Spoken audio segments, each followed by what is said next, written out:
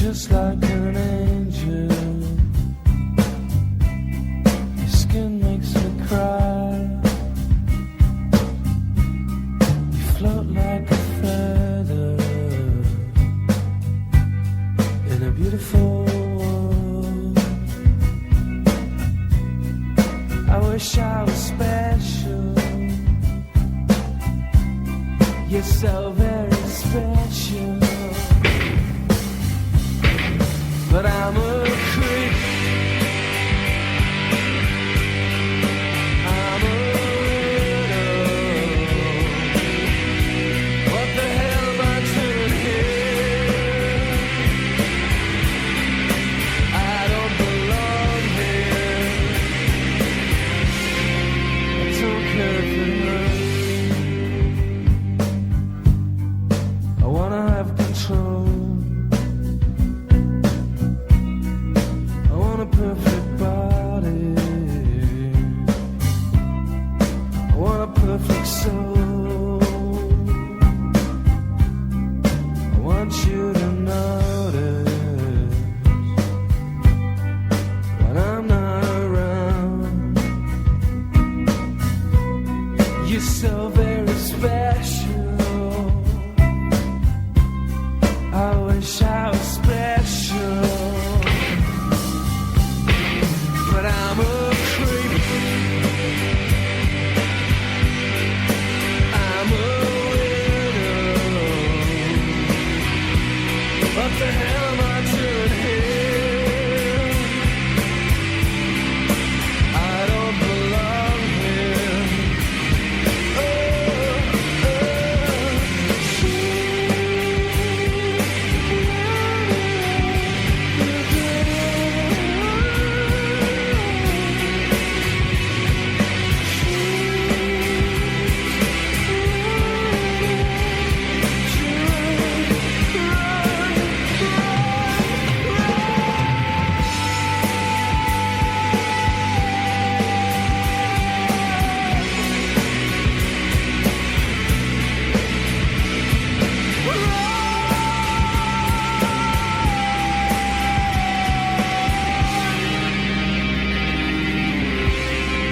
Whatever makes you happy,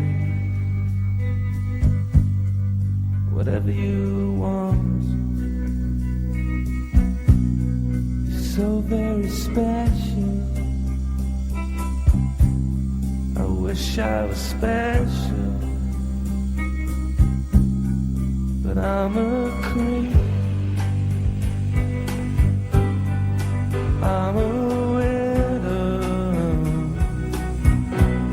what the hell am I doing here? I don't belong here. I don't belong here.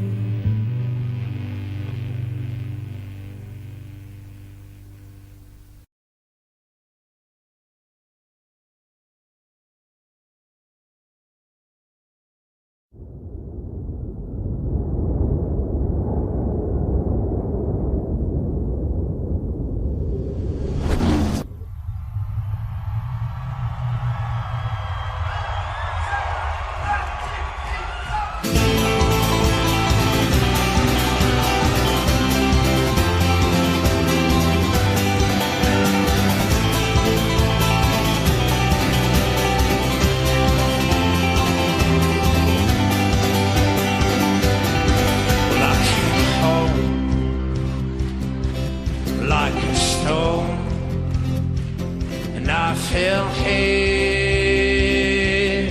into your arms. These days of dust, wish we know, will blow away with this new sun. And I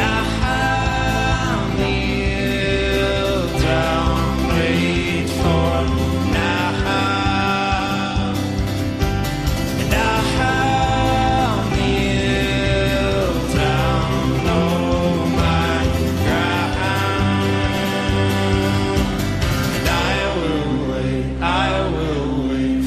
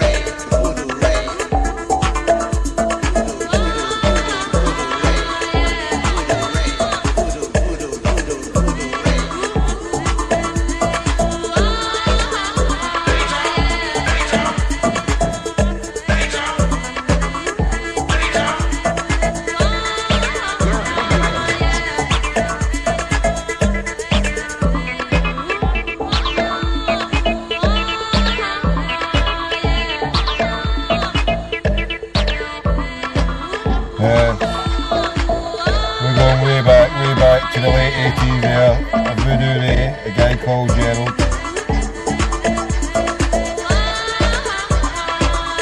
Till 10 to till 10, we're back for the late night action here. Big shout out to the Parrots first in here. Reese, Until the Last Rebel, Matt Quinn, Michael, Celtic Hug, Peter Boy, NCC Matt Cooper, Barry Boy. What's that? It's a secret.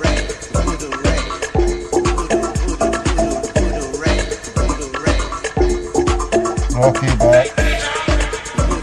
Yes, we had the one once before, you know. If he's on the Twitter now, tell him I want to speak to him. Tell him I want to speak to him now if he's on the Twitter.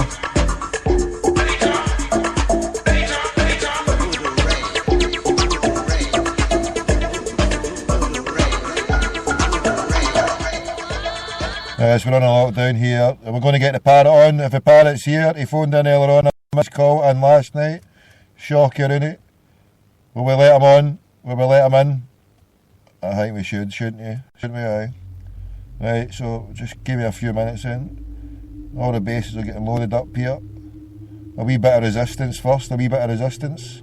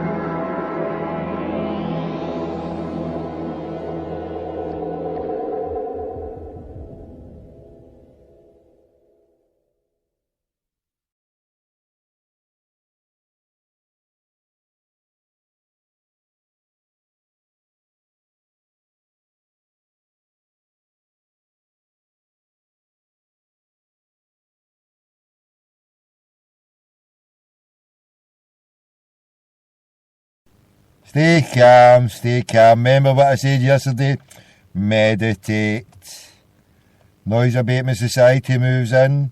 Meditate. Chill, chillax. Stay calm. Just keep that going.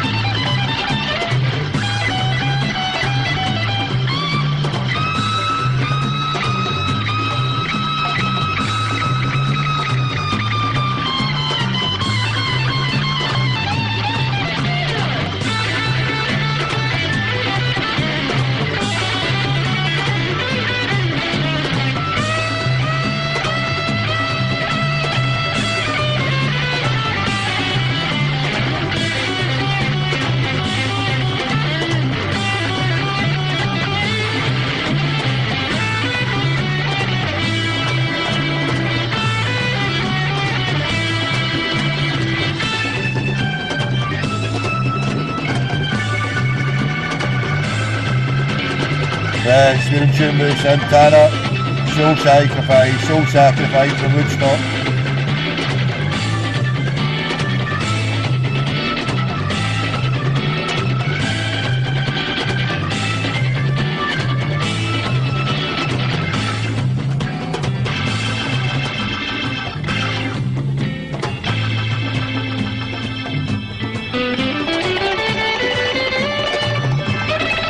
I'm good to go. I'm good to go here, right? We're all good to go. Are you good to go, crackpots?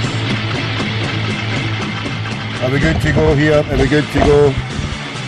Tell 10 to tell 10. Retweet to retweet. We're ready to go here. We're ready to go. There we are. Hold it down a lockdown.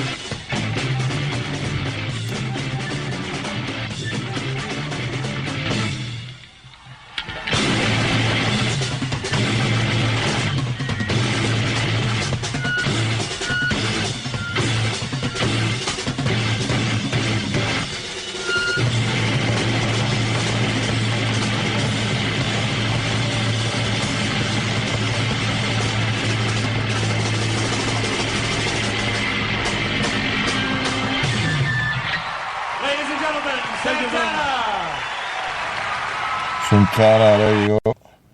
That's it, let it finish out there, 2 seconds. So now, I'm opening my Skype up here. I've not even had my Skype on, I thought my Skype was on. I forgot I had a problem earlier on there when I was take my break. To reload, I had to reload it up, so we've got it reloaded up now, and it's half reloaded. So we're just opening up my Skype here. Skype's getting opened, we'll get the parrot on. Parrot, are you there? Come in, the parrot, stay there, hold it down a lockdown. It's 1:30 in the evening. Morning will strike in 2 minutes time. In 2 minutes time it will be officially morning. And I'm officially a crackpot. And who's giving me a missed call? Hey? Who's this? Stay there with me, Trip, stay there with me. As usual, my wee netbook, taking time, everything takes time with us. Recent, who've I missed?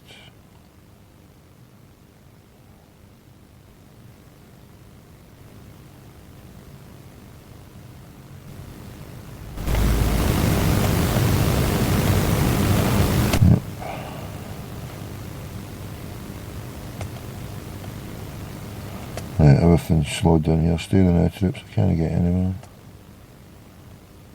Right.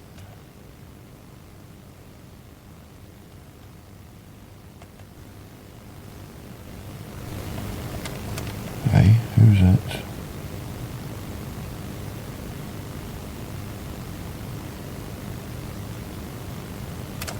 Oh, Cat Fan Jita playing silly buggers earlier on there. Right. That was a missed call there for that half-wit.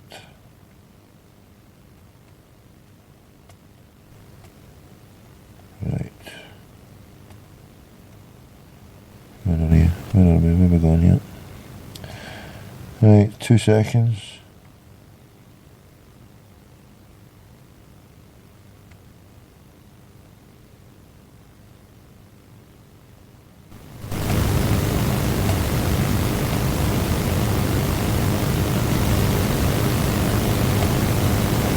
Ready to go, bail. Right, hold on a minute. I'm looking here and there's a whole gambling fucking club going on. Nae gambling, nae playing poker. Okay, if you want me to bring in a prohibition for booze ban, I shall. But certainly no gambling. No gambling, especially no gambling. It's how I lost my fairer, so I don't want any gamblers here. Any sign of gambling, it's instant bans, no kidding, no jokes. Full frontal lobotomy time. You're out here, red card, send I don't want to see any betting shite on this here. If it's any extra curricular shit, take your messages onto whatever. Don't be giving you your betting shite here. We don't do betting. Shove your head up your chuffs. No gambling addicts here. We'll get fucking Gamblers Anonymous on here if you want. You want me to get Gamblers Anonymous? Somebody get me Gamblers Anonymous in fucking Vegas. Get me that number now. Hurry up. Gamblers Anonymous. Right. Fucking shocking. Don't ever start no gambling club here. You know what it's like to be a 2-year-old boy in 1974? My ma had to go to the Pope to get a fucking annulment because of gambling. You know what it's like to be the son of a gambler, not to have a father. Do you realise the fucking pressure that puts on you when you're a fairer yourself to have to look after your own wains because your fairer walked out on you? Aye, so I can't walk out in my fucking wains because my fairer walked out on me because he was a gambler. And then I've got these bastards coming on here with their gambling fucking clubs. Yous can shove your heads up your chuffs. You fucking bastards. Right, you want me name and shame? Who wants named and shamed here? How fucking dare yous bastards. Sorry for the language, but this is like the money. This is how dare yous. Wait, invite the fucking moneylenders in. Where's the moneylenders? Fuck's sake. If I could put a tune on here I would, I know, but it's no pulling air. You bastards, come on here with your fucking gambling shite. Have some of this.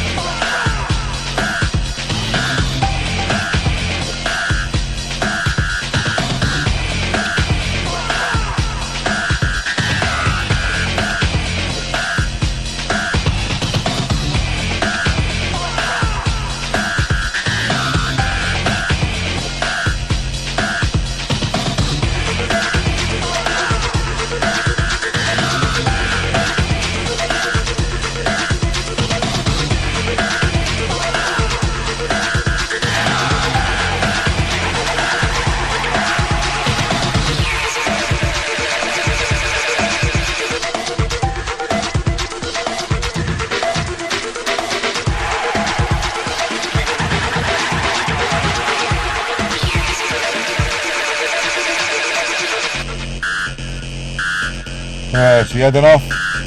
You had enough? That's the future sound of London. Future sound of London. As we can go from Santana to Muse to the future sound of London. Crackpot McDougal style, eh?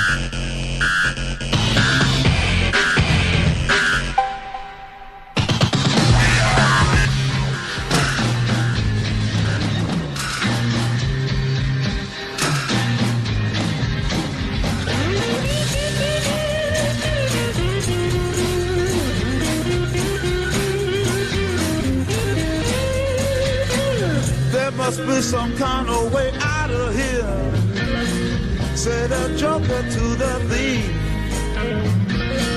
There's too much confusion, I can't get no relief.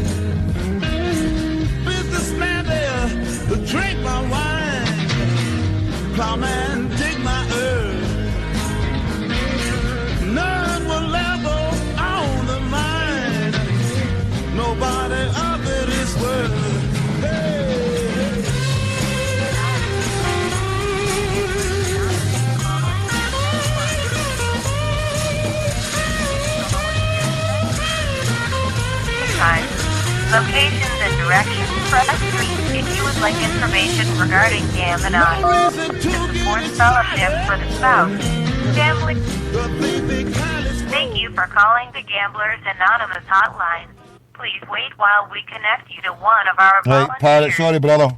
You can appreciate, Parrot, we've got a problem here. Please hold for the next available agent. You don't mind me sorting out the problems here. It'll take 5 minutes. We'll not do any more tunes. We'll get the Parrot straight on after this. Parrot straight on after this. Sorry to do a diversion. Keep you all waiting all this time. We've got to sort out, we've got gambling addicted problems. We get an addiction problem here. We need to sort these crackpots out. Live free service here. It's been a crackpot service. Whatever's happening, we go with the flow. Wherever a crackpot is needed, we'll take it on board. God willing, if I can get an early shift going tomorrow, we're going to phone the Vatican. We're going to see what's going down there. They've got a Pope sitting in retirement, they've got a Pope sitting in office, and they've got a Pope ready to get beatified and be a saint. What's going down here? What's all the rush? Calm it. Calm it. 2 miracles. Can he make a miracle for me? The miracle I'm looking for, I'm playing to the Pope the now saying, God, what's that number? What's that number we got for the line for the praying? We Valerie appreciate your praying. patience. Please continue to stay on the line. Hurry up. Running out of patience. We need Valerie here. Where was Valerie? Where did we get her for again? Did Valerie pray for it?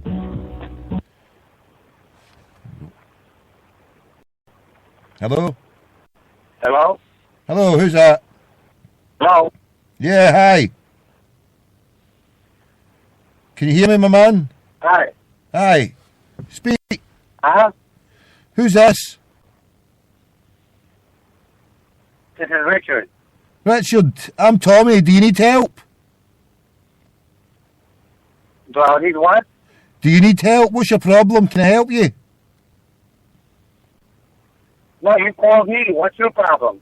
Well, my problem, I'm Scottish and I'm in Glasgow. What's your problem?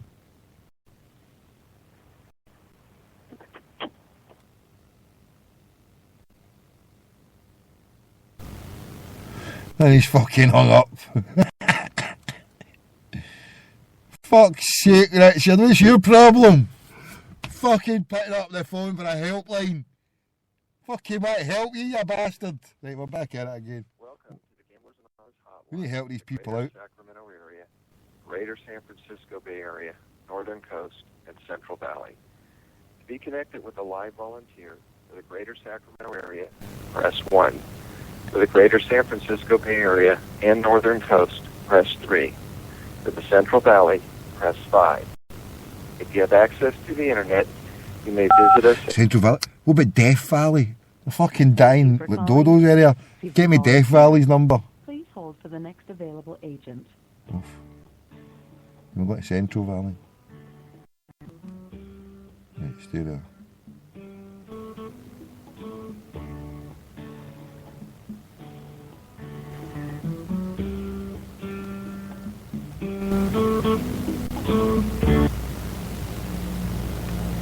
Thank you for calling Gamblers Anonymous. This is Bruce. How can I help you? Bruce! Hi. How you doing, my man? I'm doing okay. Thank you. How about yourself? Yeah, my name's Tommy. I'm suffering, my man. Suffering here. Suffering, Bruce. You have a problem with gambling? Yeah, amongst many, yeah, gambling. I can't stop, my man, I can't stop. I need help. Are you a gambler yourself? Do you gamble? I haven't placed a bet in over 7 years now. 7 years? Yeah, that's hard to believe, isn't it? Sure is, brother, it sure 35 is. years. Hold I on. gambled for 35 Can you- years. Can you hear this guy, by the way, Troops? Can you hear this guy? Tell me you can hear him. Bruce, yeah, you there? Oh, thanks. Bruce. Yes, yes, I'm here. Sorry, Bruce. Yeah. I came to Gamblers Anonymous a little over 7 years ago, and thanks to this program, I've been very fortunate, and I haven't placed a bet in over 7 years now. That's good. That's good. Are you whereabouts are you based, Bruce? I happen to be up in the Bay Area here. Okay. Yeah, no. I mean, how do you go about the first step of not gambling then?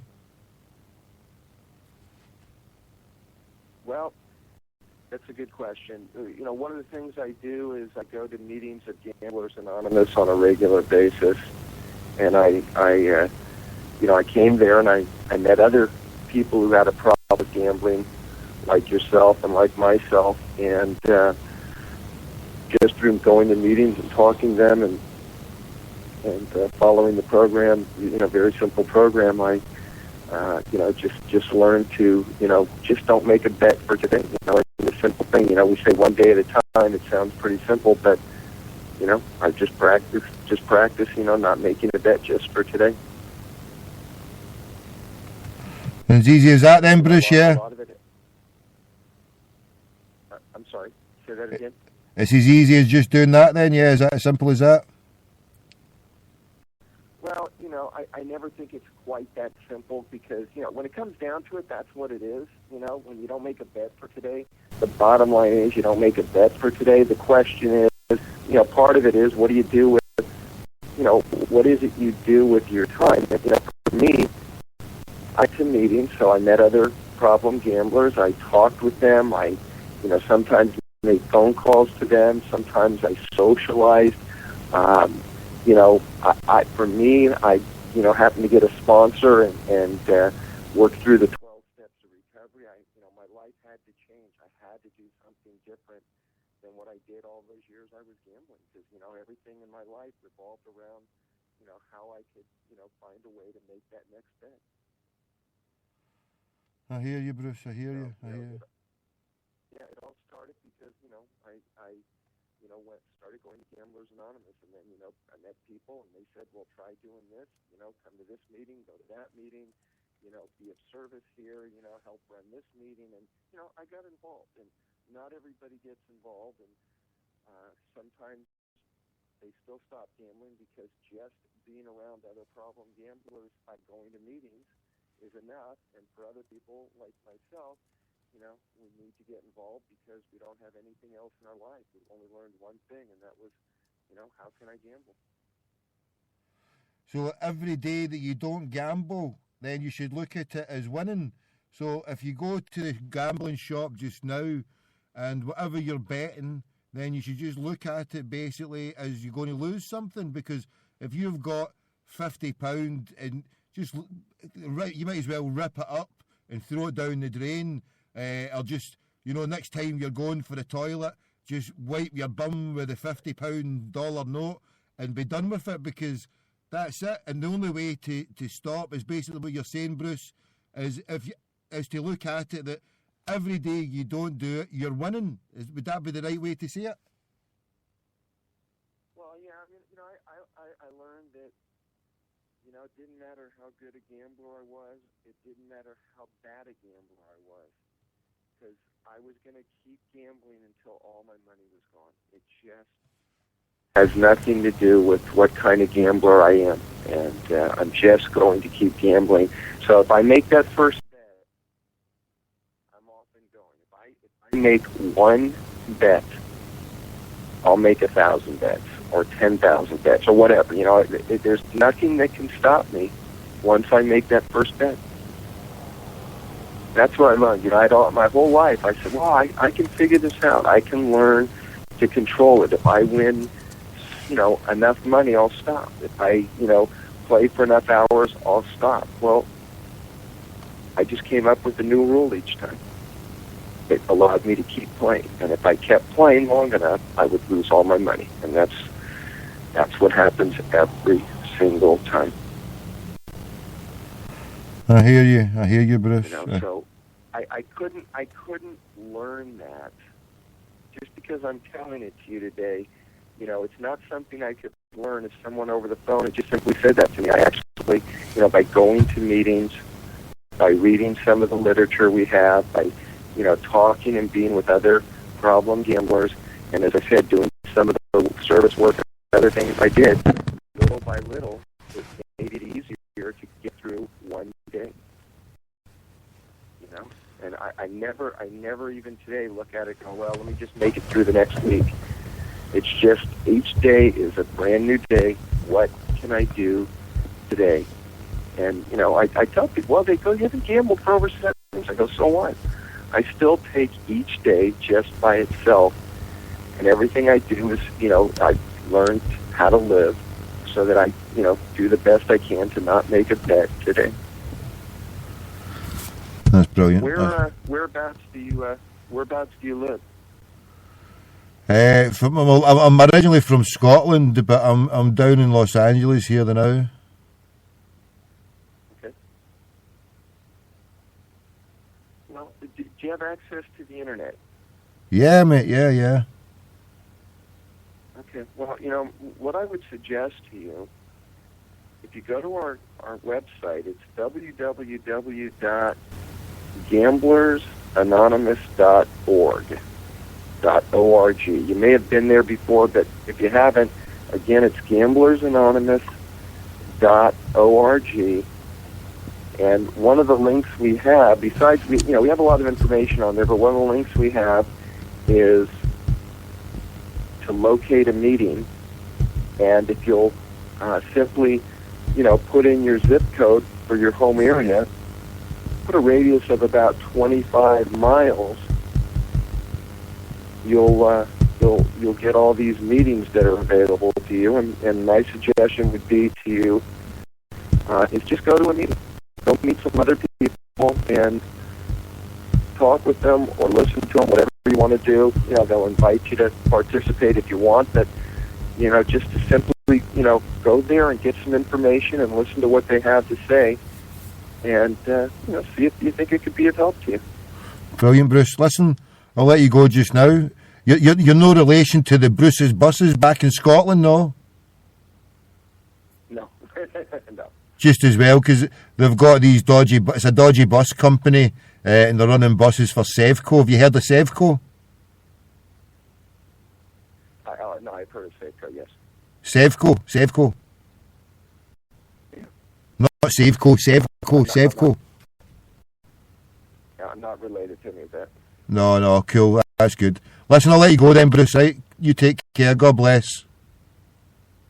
Thanks very much. I wish you well. Hail, hail. God bless the Green Brigade. Thank you. Take care. God bless. Yes, God bless the Green Brigade. What's the matter with this sound here? Right.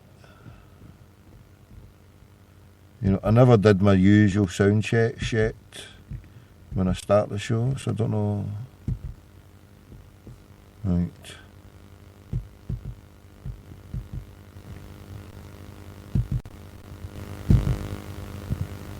Hold on.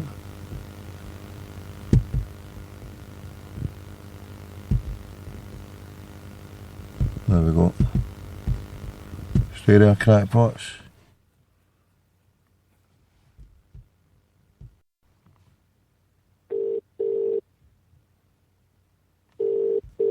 That sounding loud enough? Hello? Aloha. Aloha, what's happening? Not much. You'll need to talk up because I don't know what's the matter with the line here. You'll need to talk as loud as you can, if you can. Making a stance against gambling, God bless you. Got to be done, isn't it? My late mother wouldn't even have a deck of cards in the house, said it was a devil's work. There you go. The devil's work. He never done us any wrong. Right, can everybody hear the parrot all right? We're checking the volume for the parrot. Give me a sound check. Give me an eye. Give me an eye. Anybody? Come on. Matt, Peter. Who's there? Can you hear the parrot? Speak up, parrot. Right, so you're all Granny, God love her. She was dead against it. Why was she so hardline? Can you tell us that? No, Mom, I just hated it. She was the devil's work, bring it now, wronging people. Oh, did you say your ma? Your granny? Your ma? Oh, my ma, aye. Your ma?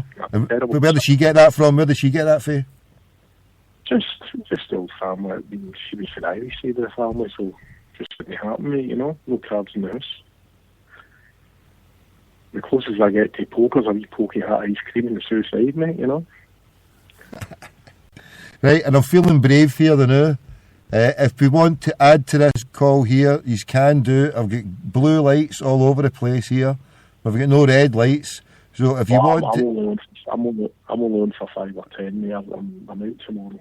Off? You're booked in for an early birds on Thursday in the place north of the river. Off.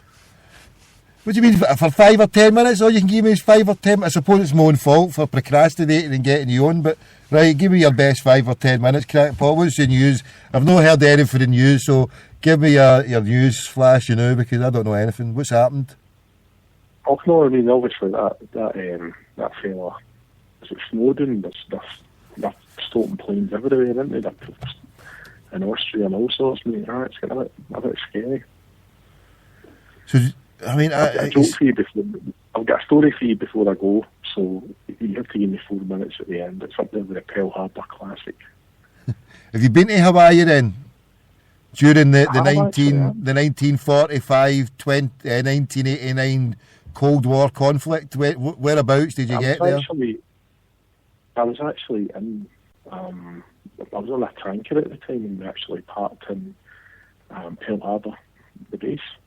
So it's quite don't get me wrong, it's a nice place, but it's like anyway, it's got its rough areas as well. You know, it's like outside the gate, it's like Dilmamic. Is it? You know, little industrial estates and all that.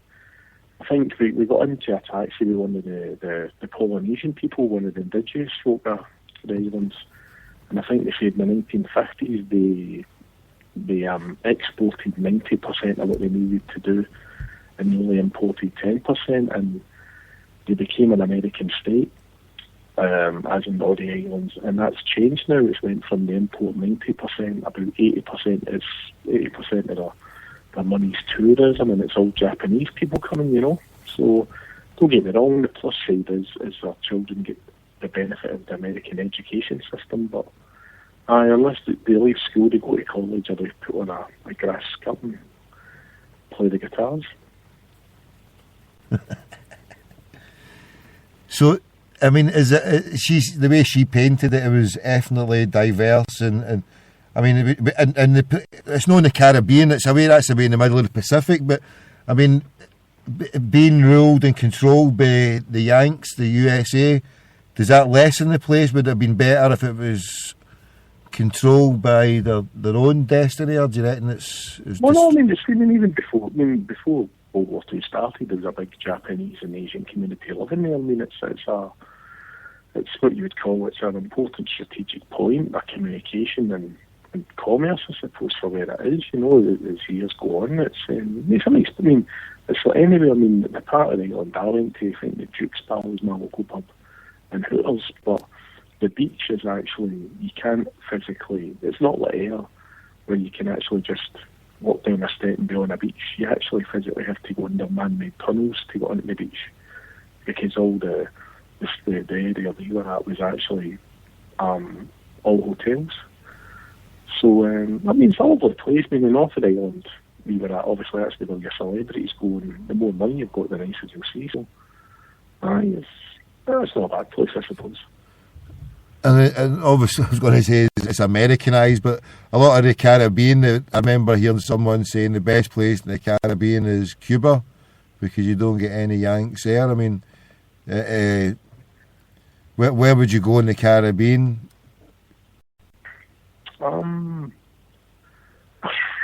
mean, it depends what you want. For me, for the Caribbean, I mean, you see what the Americans give you is, I mean, the Americans go to an island that gives you a guaranteed supply of food and stuff. I mean, some of the British dependencies, like we were talking the other night, Montserrat, you know, it's, I mean, I love goat curry, it's absolutely fantastic, but when we were on Montserrat, we were sort of warned not to eat it because the locals sort of get a bit frisky with the goats, and you might end up with a goat that's got an extra sauce in it. Dear God, you don't need to share shit like that with us, for fuck's sake. We didn't need that. Fucking hell, parrot. Give your 4-minute Hawaii story and get to if that's the fucking level you're taking us to. Do you want to talk about Snowden or Celtic or Sevco or something? Fucking hell. Fucking don't eat goat in Montserrat. Hey, we'll put that down as a bucket list. If we go to Montserrat, don't eat fucking goat because they've been tampered with sheep shaggers. How the fuck can you get sheep shaggers out in Montserrat shagging goats? What's going down? The world's fucked, I tell you. I mean, the Dutch Antilles Islands on these, you've got, obviously there's three. The two I sort of know is Curacao is the main one I went to. That's like the most. Where? It's the most European one. Curacao. Curacao? Was that all the shit you put on fucking teenage acne faces? What are you talking about, Curacao? Curaçao's an island, aye, just off the Venezuelan coast. Fantastic place. Next to Aruba, aye? Aye. Well, the Aruba's the more Americanised of the islands. It's got more built up. I'm saying that in Curaçao's getting built up itself now, but it depends what you want. I mean, Grand Cayman's lovely, and the Cayman Islands, and that's hopefully going to be the first island that's going to eradicate mosquitoes. How is that true? Depends what you want, mate. I mean, to be honest, the beaches of Tunisia are just as nice as the Caribbean. It's a lot cheaper to get there. Aye. And even the beaches of Scotland are beautiful. We don't get the weather, but it's dearer to get there and it's fucking harder to get there. You could get to Australia quicker than you could get to an island in Scotland, but hey ho. Up to the island of Call, yeah, some stunning beaches up there. But then how long does it take you to get to the Isle of Call? I think we sailed. I mean, you can get the seaplane up. The seaplane leaves from Glasgow, stops at Loch Lomond, and then it goes up that way. I think it's about maybe an hour and a half. A seaplane. See, if you get the reason why you call it a seaplane is you can see the fucking captain. You can see the captain leaves it on fucking autopilot and comes out and gives you a drink and talks to you. I don't want to ever be on a fucking fucking pilot on a plane. If I go on a plane it's got less than 100 and 200 people, it's not a plane I want to be on. Fucking wee planes, shove your wee planes up your chuffs. Yeah, I've got I'm not going to tell that story because right, on you go, crack on. No, I don't mind the wee planes at all. And here, do you know the well, I can't even tell that because that's fucking right. On you go. You need to be, do you know you need to, I can tell you need to be careful what you talk about or what you know about aviation in this country. That's all I can fucking say. Right, crack on. Okay, I realise that. It's just, I mean, I think it's safer than getting on the bus personally. You know, on a plane doesn't bother me. I mean, the last time I flew to the States, we had 3 engine failures taking off the plane just full of holiday makers. I was just sitting, if your time's up, isn't it? Can't wait about it. No, but they'll get very... Celtic's back tonight, isn't they? But people are going Who to are they playing? Who are they playing? They are playing, somebody in the chat then will tell you, Sebastopol. They're playing in a final in Germany. Are they, aye? I think it's 6 o'clock. It's on Celtic TV, but we were going to go to the Blues and watch it in the Blues for the bus, but Bon Jovi's playing at Hampden, isn't he? So, Oof. That's all I need, isn't it? All these old squads wearing leather dresses that fitted them 30 years ago, and blokes with receding hairlines with the wavy bits in it, or trying to squeeze in the cruisers, cash and carry tea, outrageous. So you're in the front row, have you get front row tickets for it, aye? Do you know what, I remember buying my greatest hits in Florida in 1994 and thinking, do you know what, they've had a no bad fucking innings here. And fair play, they're still going strong. I believe I've got a friend that's going tonight, and I don't think their latest album's been received well. But I mean, you watched Glastonbury at the weekend. Kenny Rogers stole the show to you. I've never seen it, no, did I? Oh, what a turn. He's playing Glasgow in a few weeks, actually. I know Edinburgh one's sold it, but it's a turn. Just links at some of the thing, man. Aye, so have we signed any new players? Have we sold any? What's happened with Big Wan, your mama? Is he still here? I seen the Daily Mail ran a story earlier on this evening saying that Celtic's basically agreed a fee of £11 million, and with Cardiff, and Cardiff's also agreed a £8 million fee with Blackpool for Paul Ince, the manager's son. But Liverpool get 50% of that fee in a sell-on clause, so okay, there's going to be money moving about and players coming and going. And Is Tom Ince at Liverpool? Well, Tom Ince was at Liverpool as a youth player, and he sort of moved on. He didn't fancy it, he moved to Blackpool. That's right, Blackpool, aye. I thought he'd be moved. After you said that, I thought he'd moved back, but aye. So, right, okay. So, so players were coming and going. Obviously, you talk to somebody at the famous one Devonshire Gardens earlier on. So that was the only reason I knew that was it was in Phil McGillibon's latest blog, and he was saying that there's a lot of people from the football stadium closest to it, south of the river, are staying there on and off. So that's very interesting. Aye. Now, that hotel scam is so easy to get put through. I can't believe you just phone up and they just put you through. They look it on there and they just put you through. It's fucking brilliant. The wee boozer underneath it, part of the old town in Byers Road. They're doing a wee pub lunch and 2 courses for £5. I was up there last week. I'll have to pop in actually. Where's that, sorry? But, the Hilton, the wee boozer underneath the Hilton on Great Western Road, or Byers Road, at the corner. I used to be my wee local for the years. Brilliant pub. So I'm get up to our mutual pals headquarters on Thursday afternoon. So I'll give you a wee DM and let you know what the crack is. Aye, do that, aye. I've recorded, I was at the game obviously I say to you, Paul was fantastic. He recorded about 20 sound bites for the Lost Boys. Now, I got one today. I had to run down to the bank. I had a bit of crisis and I was on the bus going down. The guy started talking to us and I just recorded a couple of Celtic stories for him and forwarded them on now. So, and I've done a wee bit of networking tonight and get a few people's numbers for Chris at the Lost Boys. So hopefully these podcasts are going to be the same standard, mate. They've been fantastic, you know. Aye, good stuff. So what other news and you gave us the transfer news. Snowden, they can't find him, they seek him here. The Snowden Pimpernel, Sevco, they've no went bust. It's all been quiet on that. Into which Charlotte fake over. What is going down? There's nothing really. You know, they're just going to drag it on. They're dragging it on all the way through, and they'll run out of money this lot come the end of the year. I think it's very interesting that there's, you know, obviously, I've been on Twitter a wee while now, and I was quite optimistic when I joined in. I went, wow, great, you know, interaction with journalists. And I think it's quite cynical the way. We always beat the drum about the journalists in this country. Don't get me wrong, guys like Michael Grant and that are good. I'm doing a bit of banter with him. But there's a fella who writes for the Times, and he was in the Sky Studios today for 7 minutes. I think there's a guy who writes for who? He writes for the Times, as an English Times. And he was in the studio with, I think it was Jim White and Kirsty Gallagher, and they were talking about 10 years of Roman Abramovich being at Chelsea and what he'd actually done to the game.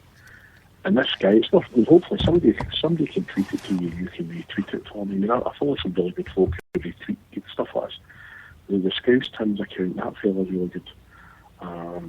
And this guy basically just broke down how the league was dubbed.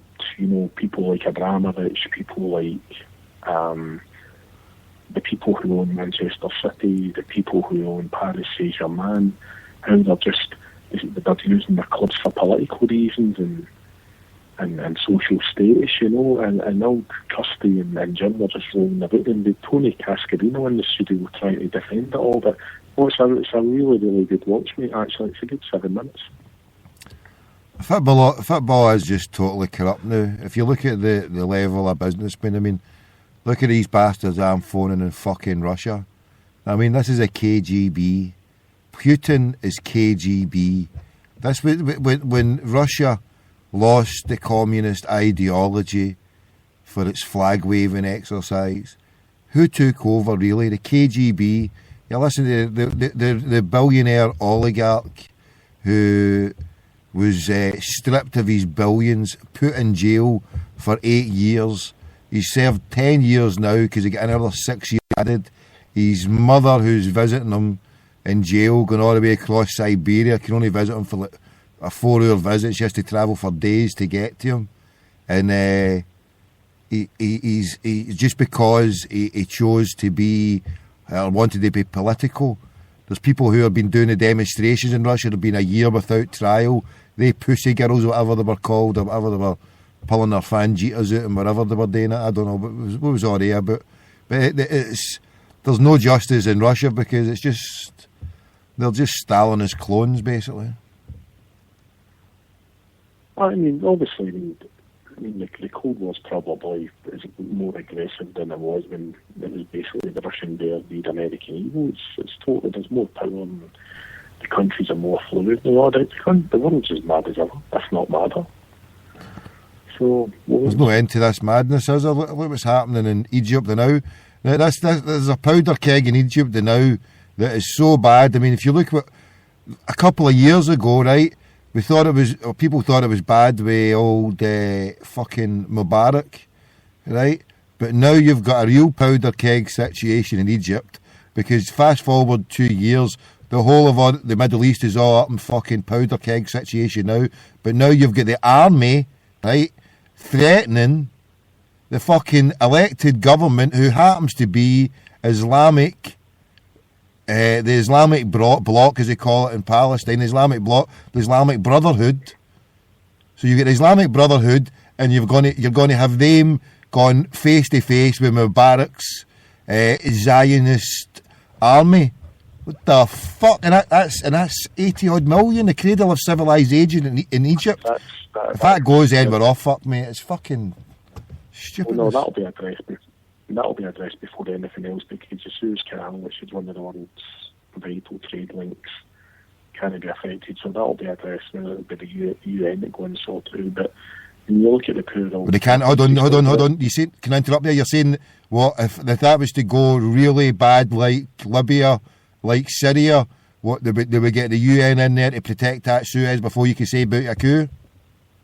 Okay, don't be kidding. That's what happened with the last Suez crisis, wasn't it? So you go because that's a shipping. That's the main shipping artery for the planet, isn't it? For east to west. I to an extent. I mean, the large crude carriers, the oil carriers, the gas carriers. Some of the units are that big now. They're too big for the canal, and they'll go round the Cape and up the African coast. But your major, your VLCCs, your very large cargo container vessels, they'll use the canal, bring the police stations and all that in. So it's vital. They're dredging at the moment in the Panama Canal, and they're going to be making that even bigger, so that can take your bigger cruise liners, you know. So they're making even bigger boats that the Panama and the Suez Canal can't even fucking cope with. I mean, they've got boats like that. I mean, you see, you can take American aircraft carriers. They go through it. But certainly there's oil tankers, etc. I mean, there's cruise liners that are too big for the Panama Canal, and that's why it's getting made. I think the project's going on at the moment. I'm not sure when it's finished. So that's interesting to go through. I've been through that a few times. Oh, Panama Canal. What's Panama like? Were you there when Manuel Noriega was kicking about doing the coke for the CIA? You know what? It's a bit of a mythical. There's a place obviously called Panama City, and it's like the Wild West village and like that in Venezuela. Or I mean, I was lucky. I went to Costa Rica and Venezuela and Colombia, and we're doing funky towns. You know, none of this travel agent shit. People who govern with light silk phone and sandals cutting about, mate. It's proper. Everybody's got machine guns, you know. I had a personal bodyguard when I went to buy a can of toothpaste, you know. Where? In Panama? No, El Salvador. El Salvador, fuck. We had a newsie room, it was brilliant, and the boy was getting paid by the hour, and I just said, oh look, I had me and about 4 of the boys, so I had the shopping list, they went to the boozer, I went and got a coffee and done my shopping, and brilliant, you know, and just, we went from maybe, say for Celtic Park to Glasgow airport, and it was a Sunday morning, the morning of an election in the country, and I bypassed 5 bodies lying in the road. They'd been neckties, you know, they all had t-shirts on that. They were quite left-wing in their political feelings, and the locals didn't like it and chalked them up. So they're the proper places, mate, you know. But that's one of my regrets. I didn't get to Panama City because that is allegedly just mental. Aye, if you want to find out, I can't give you the full verbatim script of what happened, but Cocaine Cowboys 2 goes into that, how Manuel Noriega, how the Yanks, I'm sure it was that one, there might have been another one, because I watched a whole load of documentaries a wee while ago there, but how they went in and just fucking, they destroyed, I need to find where I watched that, but they actually just destroyed Panama City just to get Manuel Noriega, because he was their friend, he was their fucking, not even a friend, he was on the fucking CIA fucking, I mean, until he turned sour on them, and then they just went in and just fucking, he just totaled the whole fucking city, almost, a whole part of a city, just to get one fucking guy. Crazy bit of the world, but good laugh. But, no, I mean, you get to the west coast of Mexico's good places like Hatulca, that's really chilled out and civilised, and it's 4-star and all that, but depends what you want, mate. I'm just wanting to provide a crackpot McDougall holiday service. Get yourself out of the UK service. I'll tell you what though, when you up in the mall and you're having a wee mellow bugs or whatever in your bed, there was a programme on tonight about a photographer, a photojournalist who covered Don something, I can't remember, Don Cullum or something the fella's name was, and it showed you him covering like Vietnam and Ireland and Beirut and Lebanon. Oh, absolutely brilliant, his work, you know. What was the name, sorry? Don Cullum, or Cullum, I think his name was, or McCullum. Somebody in the room, the chat room, was probably, there's quite a few folk on Twitter watching it. Really, really good show, and it shows you how he gets into all these places and that. It was quite interesting. He was supposed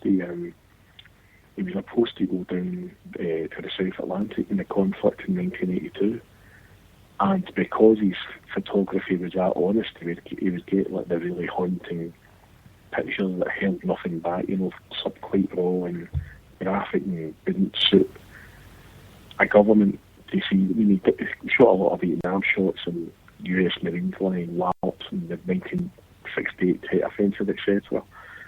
And he went to cover the conflict in 1982, and he was told there was no room for him to travel.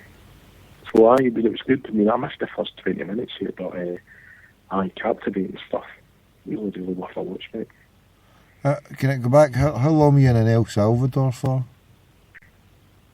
I was in there for about 8 days. There's a Tory MP whose number I've got. I need to go back and ask him, because I saw on his resume he was actually in El Salvador as well. Do you know the story about Archbishop Romero? I do actually, aye. Do you? Aye. Because he, I read about it, and I've only got it from Noam Chomsky. I can't remember what book, Necessary Illusions, or I think it was Necessary Illusions, and it was showing the differences between the way it's reported. But when I remember reading this about Archbishop Romero, how in 1984, 85 I think it was, and he was assassinated by CIA-backed monsters in El Salvador, who he put a call to the Vatican for help, and they more or less they allowed him to be killed, basically, more or less, in no uncertain terms, sadly. If you remember the 70s and 80s, though, Tommy, I mean, the whole sort of, the Americans were making movies like Red Dawn, and it was Ronald Reagan. You know, I feel like the Americans, it was mostly a good liberal folk who didn't know what they wanted to do. It's a good old boys and Ronald Reagan, and the movies like Red Dawn, and they thought the Cubans were going to invade for 90 miles away, so you know, Central America and the North or South America were very, you know, obviously Thatcher and her gang had South America sewn up because people like Pinochet kept it right wing and everything was hunky dory. So it was only like the areas in like Nicaragua, Colombia, etc. that could go left wing and go bananas and threaten to go further north to Mexico could have kicked in, mate, you know. So, well, I mean, obviously, I mean, what's that fantastic movie James Wood was in? That was El Salvador as well, wasn't it, the name of it? What was it called? El Salvador. I don't know, I've not seen that. And the James Wood one, he plays funny enough, I just talked about him as well. He plays like a photojournalist, and there's a few of them, and there's like, there's none there, and they all get bumped off, and it's all very American. It's a great movie, aye. You looked at that? I don't know if they... I will know, but that Archbishop Romero, he was actually calling, right, for the armed resistance of the people of El Salvador to fight back against these CIA-backed monsters who were flooded the country, full of coke and full of arms, backed by the Yanks, and a mad egotistical power trip to take over whatever and kill. And Archbishop Romero said, you know, the only way to, you know, to stop a slaughter is to take up armed insurrection, and put calls out to the Pope at the time. And he was killed. He was killed by the CIA-backed monsters who flooded El Salvador. That was Archbishop Romero. And at the time, you know, that, like you said, like El Salvador, Nicaragua, still, I mean, the only country to be found guilty of terrorism, and this is why the United States never allows and will never go back to having a world court, or an international court where they can be brought to book. Because in 1985 they were found guilty, the United States government was found guilty of terrorism in Nicaragua, where 500,000 people, liberal estimate, were slaughtered by the Contras backed by the CIA. But hey ho, you know, it's easy to call other people terrorists, you know, when you look down your gun as the biggest terrorist state. There you have it, mate, there you have it. So you're going to tell us about this Pearl Harbor? The only thing I know about Pearl Harbor is that a Dutch fishing vessel had warned the British that the entire Japanese fleet was heading for Hawaii, and the message came back: sink the fishing boat and let the entire fleet come ahead. Am I right? Am I hitting you? Am I wrong? It was a carbon copy because the Royal Navy had carried an attack out at the Italian Navy base at Taranto in southern Italy. I was there a few years ago, actually. So again, it was a carbon copy of what? There was the Italian, when World War II started, and the Italian Navy were based at Taranto with their battleships, etc. Where's that? Sorry, where's Taranto? Where's that? Taranto's in southern Italy, right in the tip. Right. Sorry, you going in? And that's like their Portsmouth sort of thing. And the British Admiral was a guy called Admiral Cunningham, and he proposed an assault on the Navy base by old biplane torpedo planes, which was a success. And I think it was 6 months later, the Japanese Admiral was a fella called Yamamoto, and he basically copied the idea, and their plan was obviously to take Pearl Harbor out, which they did. Unfortunately, the American aircraft carriers were out on exercise. And it was only a couple of old rickety boats that were there, is that right? No, actually, you know, Tommy, it's quite a sad place actually, because you've obviously, I was actually. Oh my God, what has just happened there? The parrot's disappeared. We've spoke too much about CIA coups. We're now talking about the Second World War, and the parrot has disappeared off the perch. SOS. Come in, parrot. Off. Right, we thought something bad had happened, but you're not. You're here. Crack on. No, I was going to say, no, the Americans had about 6 battleships there, and 10 cruisers and auxiliary boats, and Japanese attacked it, but the only thing they didn't do was they never took out the dry dock facilities or the submarine repair yards. But one of the only ships that actually survived it was the ship that ended up becoming the Belgrano. Aye? That was an American cruiser, and then the Argentinian Navy bought it when the war finished, and unfortunately, obviously went to export and go the rest of what we do now, but it's a small world. But no, there's a museum where they filmed the movie Pearl Harbor, the latest Hollywood one they did with Matt Damon. No, Ben Affleck was in it. That's where I was parked, and there's a museum the other side. I think it's Fort Island, which is the airfield base, and it's quite sad because they've got all the battleships that sank, and all the ton like the Arizona, etc. Actually, there's a museum, and it's material that came for these boats. I mean, these battleships, they had like 2,500 people in them. They had carpenters, they had shoemakers, and they actually had 100. They had 100 men band in that, and there's a few wee relics, like wee bugles and stuff, in the museum. So it's quite sad, but the problem they're facing now is that these ships were basically, the hulks were sunk as war graves, and the bodies are still in it. And the ships now, because of the warm water, etc., and the salt, the steel's starting to erode now, and there's still some fuel in the tanks, which is causing the corrosion to accelerate. And they're panicking because these war graves are just going to disintegrate, and people's parts, the poor guys that were killed, bodies are just going to evaporate, mate, It's sad. And can you corroborate what I said there? That there was a Dutch fishing vessel that had spotted it? Because, I mean... It would have to be some boat for a Dutch fishing boat to be in the Pacific, tell me, after the Nazis had been in charge of Hawaii. Well, it was out in the Dutch Antilles. It was out fucking fishing in Aruba for tuna. I don't know, whatever it fucking was doing out there. But hold on, well, tell me this, right? I'm a mad conspiracy theorist, right? Right? So, forgetting about where I heard this about a Dutch fishing vessel passing over, right? Maybe they were out fishing tuna off fucking Indonesia or something.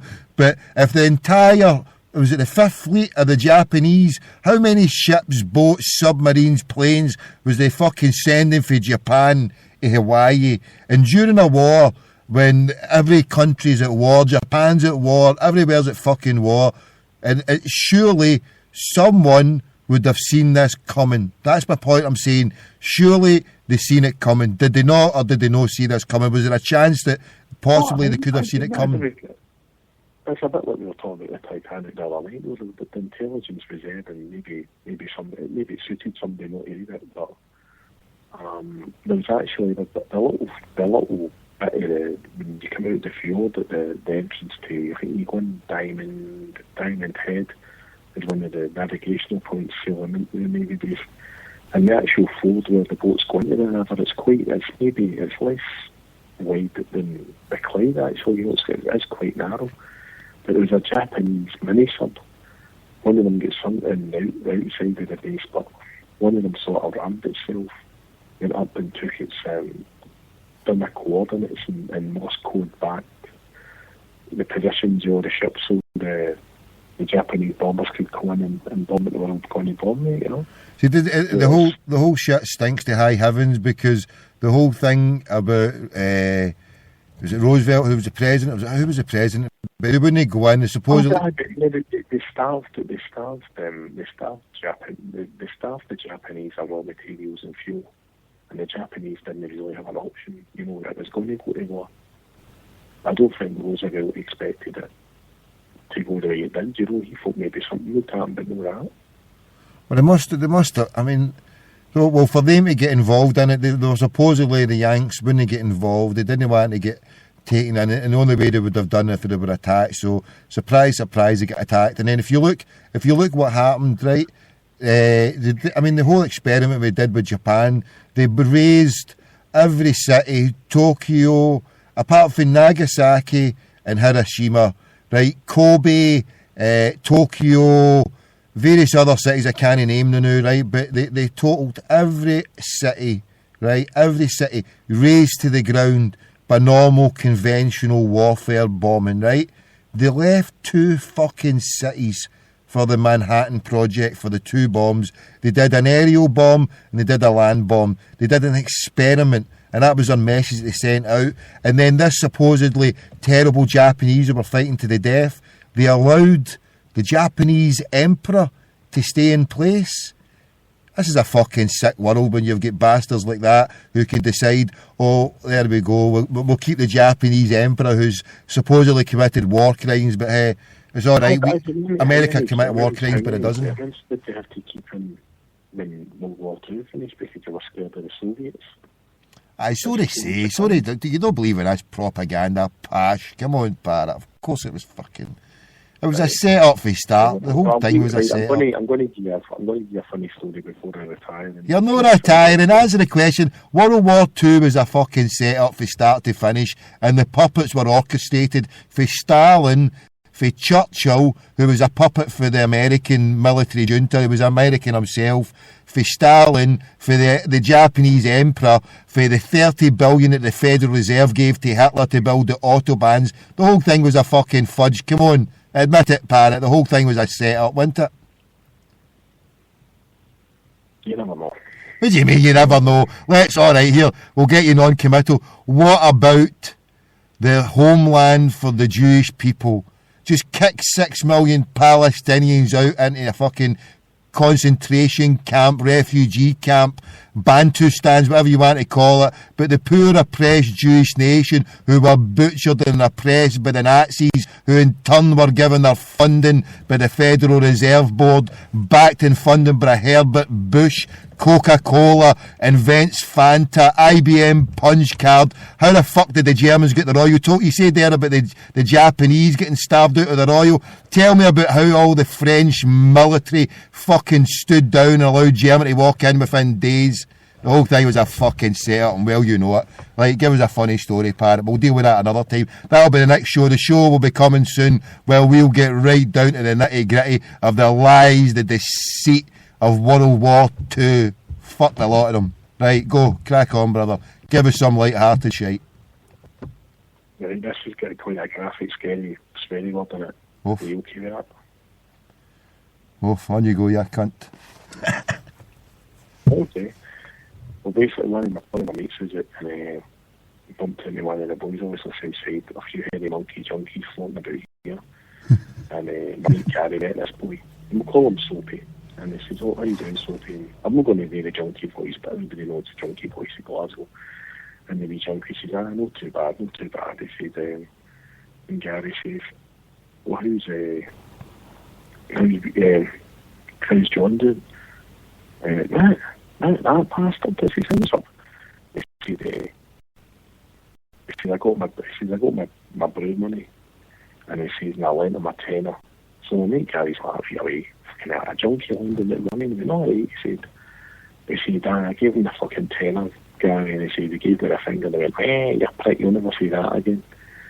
So Gary went, you never know. And he said, no, it was brilliant, mate. He said, God forgive me. He said, it was brilliant. He said, I picked up, he says, I went out the Sunday morning. So this was the first, he says, I went out the Sunday morning. He says, I bought Sunday mail. And I picked up the paper. And he said, John had been out the Saturday night and he'd been stabbed to death. So Gary's like, for fuck's sake, he said, I had been stabbed to fucking bits. He says, I picked up the Sunday mail. And he says, picked up the Sunday mail. Front cover, there's a picture of John in the cover. And then he Gary, fuck it, I must have missed that, man. He went, do you know what the fucking headline was? And Gary went, no, and he went, cunt deed. So ever since then, God forbid, isn't it? If somebody like famous died, like, somebody like you like, so if Maggie Thatcher died, I sent out a text, Maggie Thatcher, cunt deed.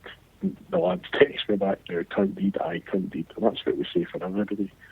And I remember sailing, the day we sailed for Rio, we're going down to the South Pole on a repair job or something. And it was the day, God rest his soul, Stephen Gately, a Boyzone, died. And we still had the satellite TV kicked in, we were on the right course. And one of the Scouts boys came in and went, Steve, did you hear about Stephen Gately? And I went, oh, what happened? And they went, cunt deed.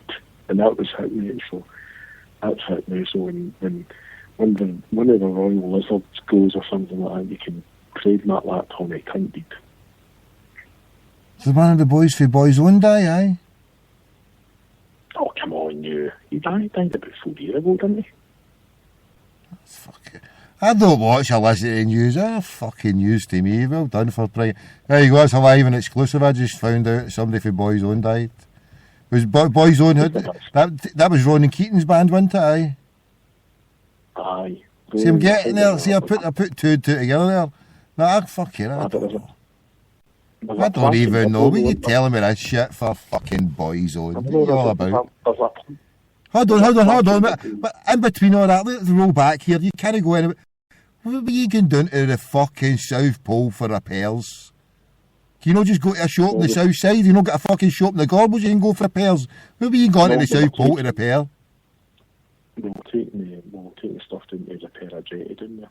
They're the British Antarctic Survey. You could have went to fucking Loch Lomond to fix your jetty or something. What do you need to go down there? The British Antarctic. Ooh, the British Antarctic Survey. What were you surveying? These cunts just walk about Glasgow for a survey. Come up and off of Glasgow. Come up the West End, you're fucking surveying Byers Road. You have to go all the way down there to get repairs on a survey. You fucking... If you're not... You're going to be floating about Hampden tomorrow night to pick up all the soft rocks. Oh, fucking hell. Can you say one of the Lamal wigs? I was walking about wearing a wig earlier on there. I bought a nice green, white and gold wig.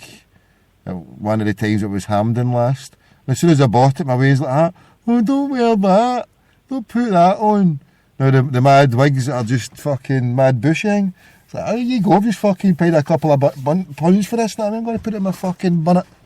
I was walking about wearing that today. I was going to go driving with it on, but I thought, no, I better no. Fucking get jailed with this on. So I'll provisionally boot you in to see you on Thursday for a Mellow Birds in the headquarters. Fucking provisionally, it's like fucking a meeting with the Masonics here, a provisional booking. I'm meeting with the fucking Don Curly Wurley of the Masonics Association. Provisionally booked in at the Venezuelan fucking... Where it was a Vietnamese fucking... We need to change coordinates here. We've put all the details there. I can't go anywhere to fucking see you Thursday at the West End. We need to go elsewhere. There's fucking no Vietnamese coffee. We're going to the Ho Chi Minh Cafe. No, we're not going to the Ho Chi Minh Cafe. We're going elsewhere. Going to fucking Mouse. Where's Ho Chi Minh? Ho Chi Minh. I'm not going... I don't go West End. Yeah, if you're not... I've got fucking... I've got fatwas on my head for the West End. We're going to the place usually meet my mutual pals, so I'll DM you anyway. I've got fatwas all over the West End on me. I'm an North End boy, I can't get near that West End. All these snobs will take me out with their rotten tomatoes. Right. They'll get the Tommy Gold cunt beat headline ready in the Sunday Mail. Oh, here. We can bury that cunt anytime, it's not a problem. I'll just come up with a new nom de plume, we can resurrect it. Thomas J. Clark strikes again. I've not bought any official merchandise. The new strips out on Thursday, isn't it? Is it? Aye. I'll be about 2 then getting sold. Fucking hell, new strip. Fucking hell. I'll just be wearing my Mulberry Gura onesie, my Green Brigade silk scarf. That'll do me. A Green Brigade silk scarf? What does that look like? Often, I'll tweet you a picture, mate. Fantastic. I was gutted to keep always late. The merch boy had all the gear set out at the tournament Saturday. A silk scarf, but silk, real silk. Aye, it's class, mate. It's class. Oh. Right, send a picture then, right? Right, I shall tweet you a picture then and hang up, mate. Alright. Hare Krishna. Hare Well, Krishna. I'll see any tomorrow. I'm out of town tomorrow. Well, today even. I'm out of town getting a few odds and ends, so I might see you at the Frank's and Daza cafeteria spot. I checked it up. He's away to Romania. He's away to a Romanian club. I phoned him the night. He was one of the calls I tried to phone, but he never picked up. The first time in 4 months, I decided to phone my brother again. We're on the hunt for Francisco. And here, what do you make? Was that Swally McCoy? It was, wasn't it? I'm sure as God it was. McCoy that time, wasn't it? Well, there's an interview with him, and he's been grilled by Jabba in an interview today, isn't he? No Holds Barred, it's getting released on the telly channel. When? Jabba and Sally. Jabba met Sally? When Jabba met Sally? Oh, for fuck's sake. Remember you used to go to the old butchers in the UK, and you buy your meat, like your sliced meat, and you put the butcher, and you put a big bit of meat in the big slice, and you get sliced, and you put the two fucking arses in the slice, it was still be there a year later, wouldn't you? Oh, fucking hell. Now you're going to leave us on a better thought, put us on a better positive thought, don't leave us on that. The Tour de France, you watching the Tour de France, by the way? Or Tour de Fraud. No, you could ride a Kuwahara between the cheeks of the two fucking asses. Mate, I mean, park your bike somewhere out the south side and give peace. Right, well, I'll get a DM a day when I'm out and about. I'll have a Dr. Slivell's t-shirt on the modern boots. Right. Catch you later. Hare Krishna. Right. See you later. Right. I don't know who that was, just a fucking line here.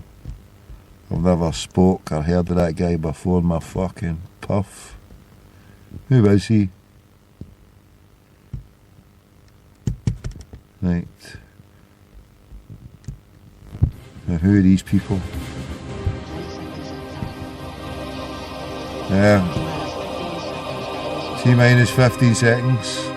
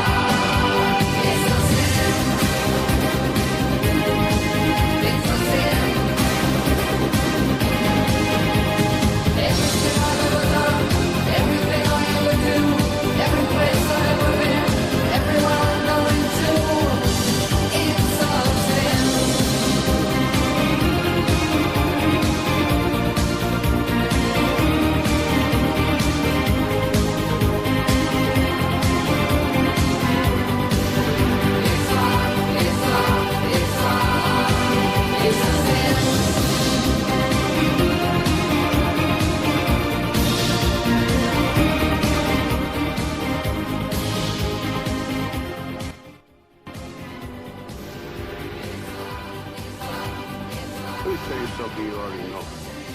The world ain't all sunshine and rainbows.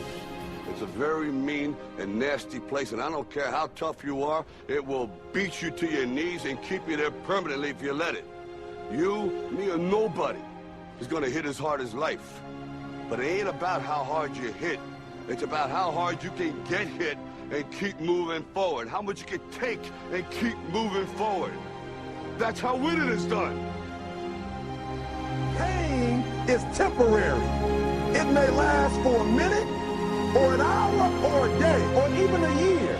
But eventually, it will subside, and something else will take its place.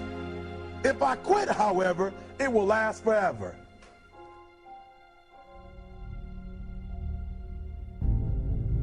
The margin for error is so small. I mean, 1/2 a step too late or too early, and you don't quite make it. 1/2 second too slow, too fast, you don't quite catch it.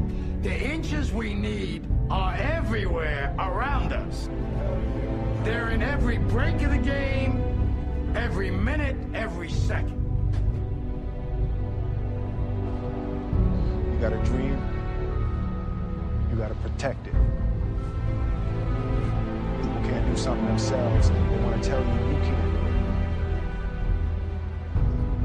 You want something, go get it. Period. Don't be afraid to fail. You can't always win, but don't be afraid of making decisions. You have to believe that something different can happen. He who says he can and he who says he can't are both usually right. That most of you say you want to be successful, but you don't want it bad. You just kind of want it. You don't want it badder than you want to party. You don't want it as much as you want to be cool. Most of you don't want success as much as you want to sleep. Our deepest fear is not that we are inadequate. Our deepest fear is that we are powerful beyond measure. It is our light, not our darkness, that most frightens us. Dig deep down, ask yourselves, who do you want to be? Figuring out for yourselves what makes you happy, no matter how crazy it may sound to the people. Make a choice. Like, just decide what it's going to be, who you're going to be, how you're going to do it. Just decide. Why not? Why can't I be the MVP of the league? Why can't I be the best player in the league? I don't see why. Why can't I do that?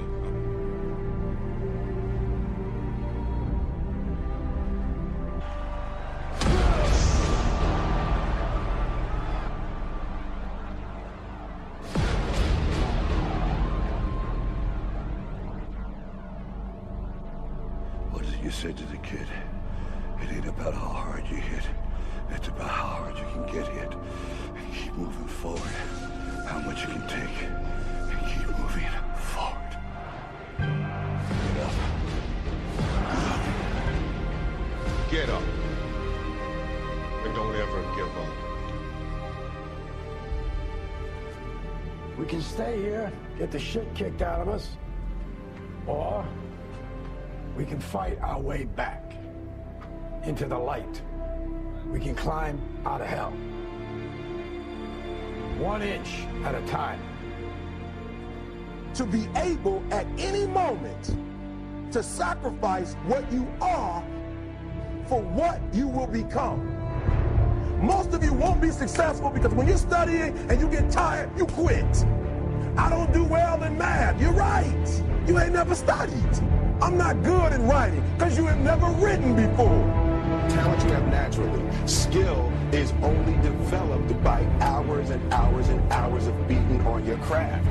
If you are not making someone else's life better, then you're wasting your time. Don't cry to give up. Cry to keep going. Don't cry to quit. You're already in pain. You're already hurt. Get a reward from it.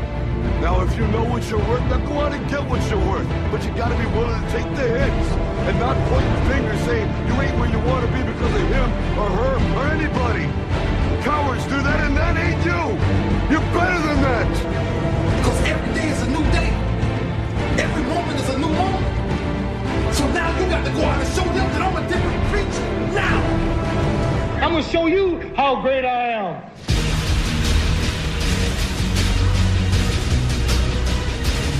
The 17th chapter of St. Luke it is written, the kingdom of God is within man, not one man nor a group of men, but in all men, in you.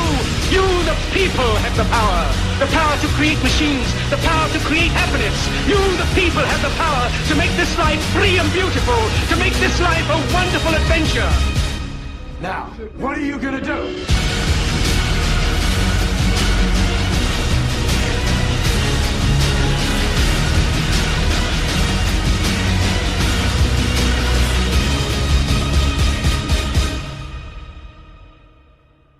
Because limits, like fears, are often just an illusion.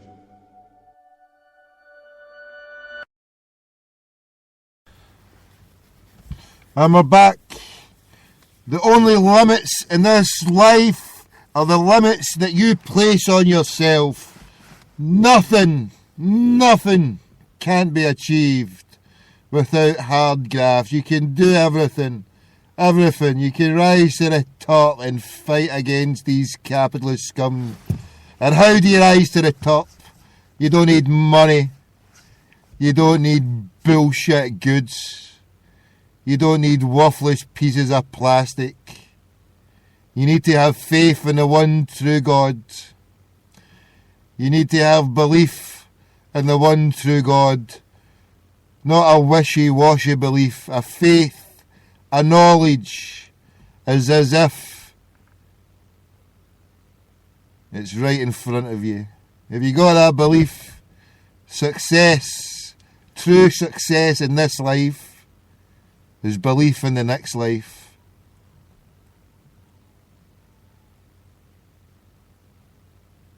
There's nothing that can't happen to you that hasn't been already written and preordained. So fear nothing except the one who created you.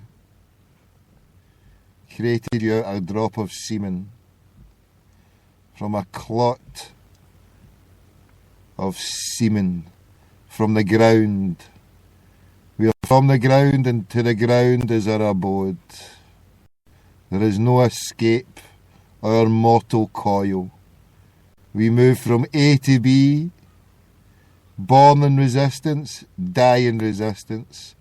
And this crackpot here chooses to live in resistance. God bless all the peaceful, loving people out there. True success isn't the capitalist system.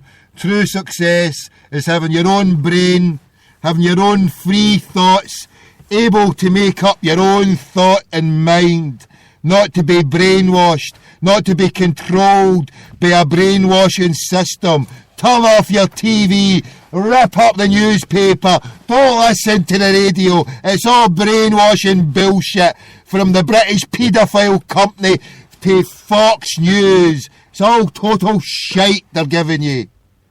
Believe in the one God, seek the truth, reject falsehood, and be a penniless billionaire. Accept the fact that we're born with nothing and we die with nothing.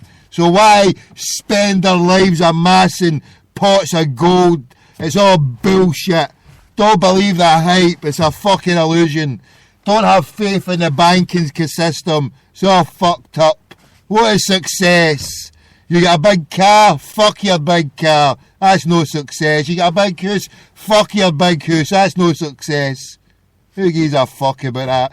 Success. What is success? What is real success?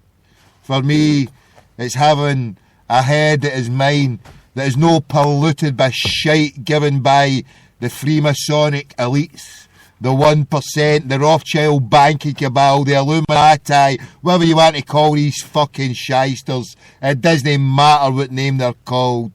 As long as you resist them. You resist them with your fist in the air in a black power salute. Solidarity with the oppressed people of the world. Fuck the Rothschild banking cabal. Vive la resistance. Visca Catalonia. Viva Palestine. Up the Irish. Hail, hail. Right, rant over. Into some music. God bless, troops.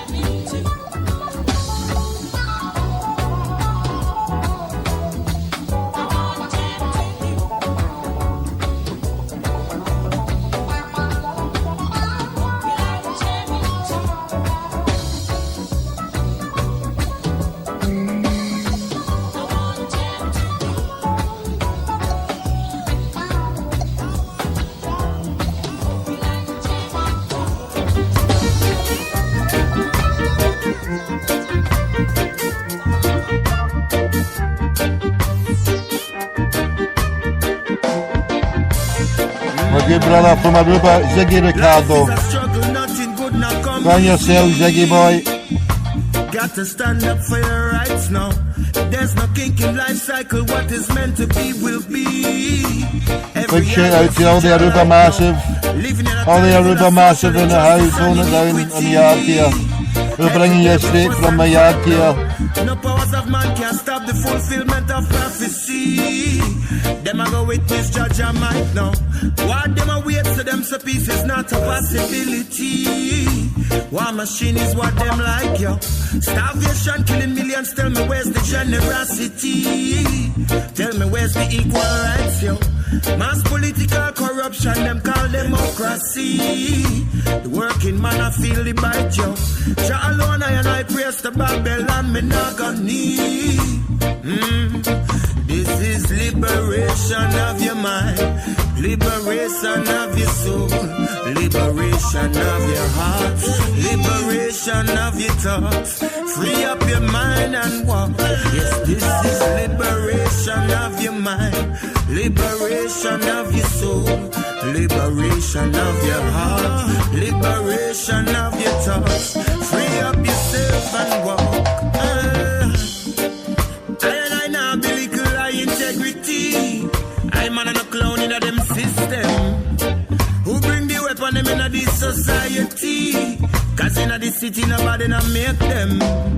See them selling their illusion of a people that's free. But debt is modern enslavement. To divide and conquer is their philosophy. Every natural resource them want take, yeah. Every ancestral bond them want break, yeah. In a Babylon ritual I not partake, yeah. And the most I will never forsake, yeah. Alright, liberate yourself mentally, let go the shackles and chains. Inspire some change, hey. They are in a crucial time, but still we got to maintain. We got to sustain. Hey, Babylon, a circle them, pray them a move like vulture. Vampire them blood sucking in a them culture. But I and I now get devoured, so we protect by the almighty power. This is liberation of your mind, liberation of your soul, liberation of your heart, liberation of your thoughts. Free up your mind and walk. Yes, this is liberation of your mind, liberation of your soul, liberation of your heart, liberation of your thoughts. Free up yourself and walk.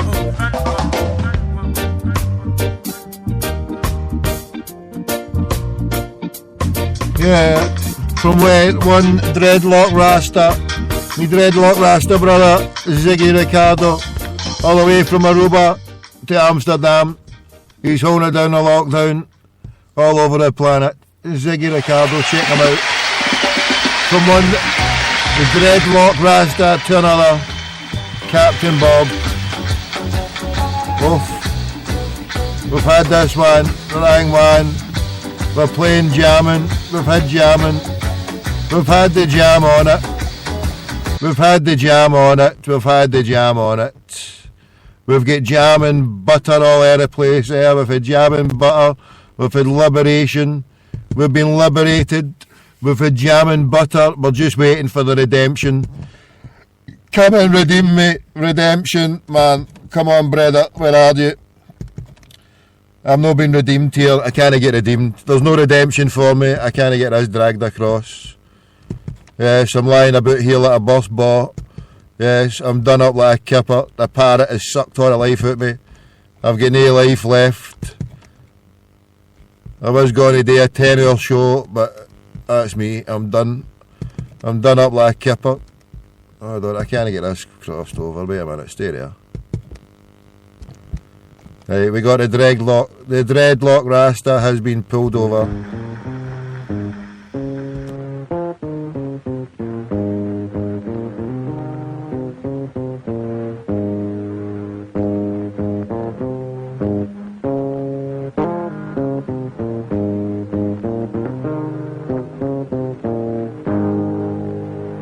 All pirates, yes, they rob I.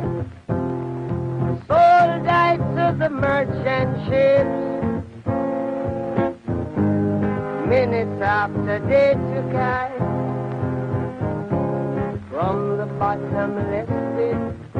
But my hand was made strong by the hand of the Almighty.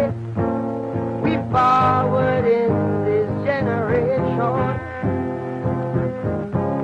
triumphantly. Won't you help to sing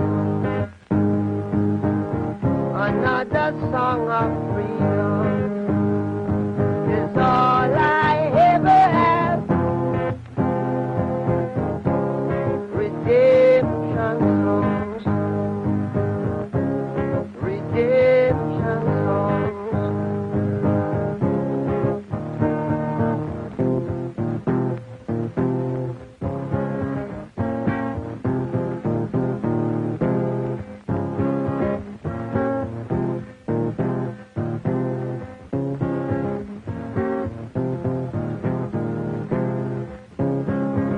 Emancipate yourself from mental slavery.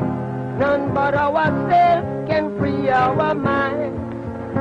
Have no fear for atomic energy, 'cause none of them can stop the time. How long shall they kill our prophets while we stand aside and look? Some say it's just a part of it. We got to fulfill the book. Won't you help to sing another song of freedom? 'Cause all I ever have,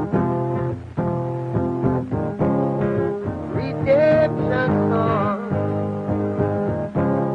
redemption song, redemption song.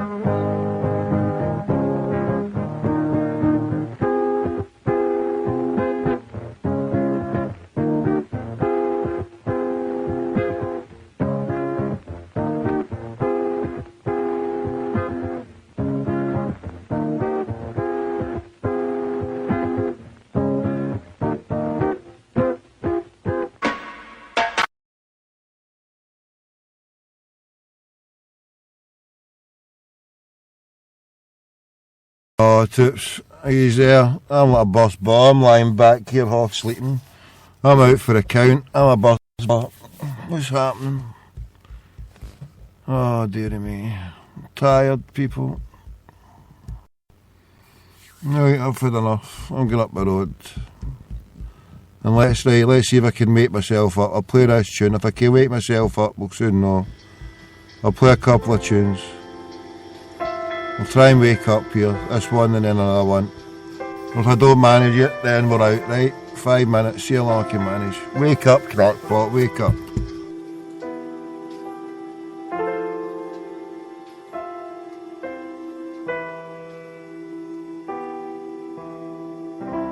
Ground control to Major Tom.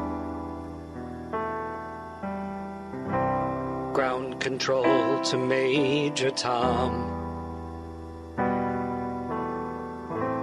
Lock your Soyuz hatch and put your helmet on.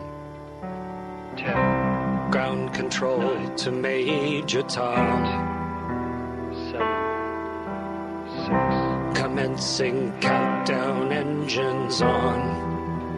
3, 2. Detach from station and may God's love be with you.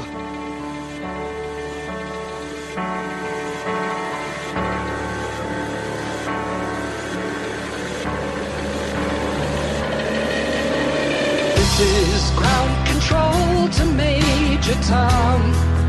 You've really made the grade, and the papers want to know whose shirts you wear.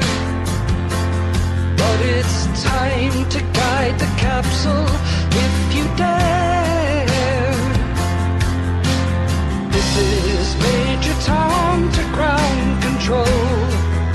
I've left forevermore.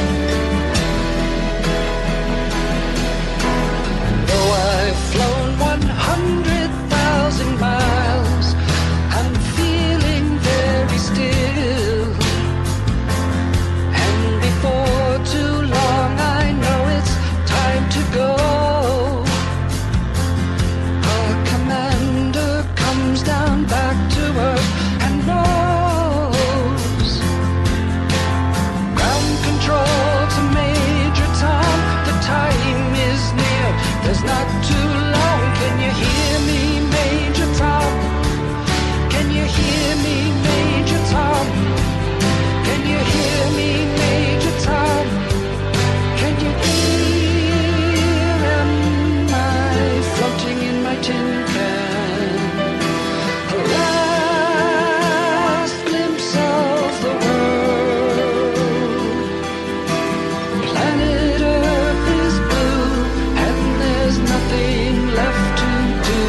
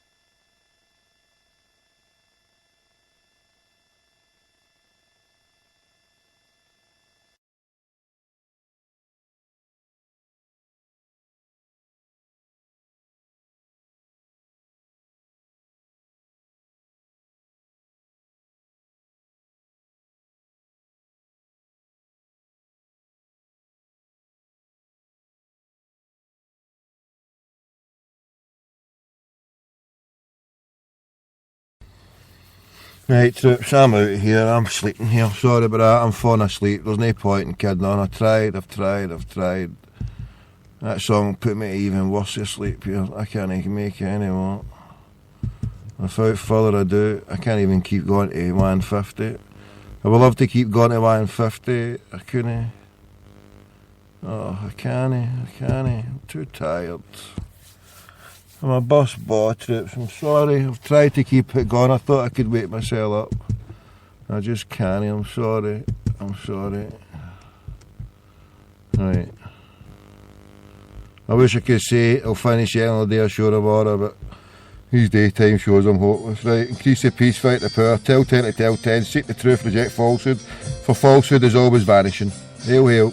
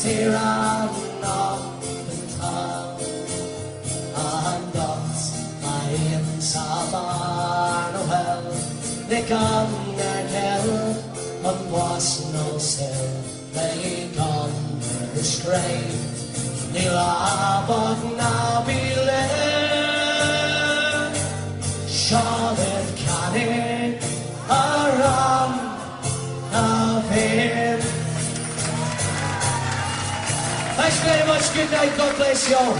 Chuck you all.